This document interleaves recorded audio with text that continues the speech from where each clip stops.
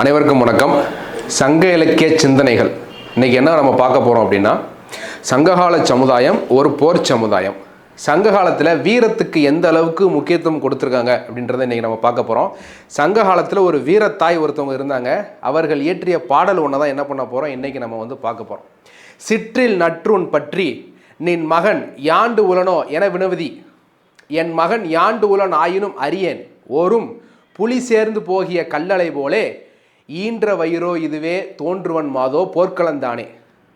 ஒரு இள வயது குமரி ஒருத்தி வந்து உன்னுடைய மகன் எங்கே என்று அந்த மகனுடைய அம்மா கிட்ட வந்து கேட்குறா, ஒரு சின்ன தூணை பிடிச்சிக்கிட்டு.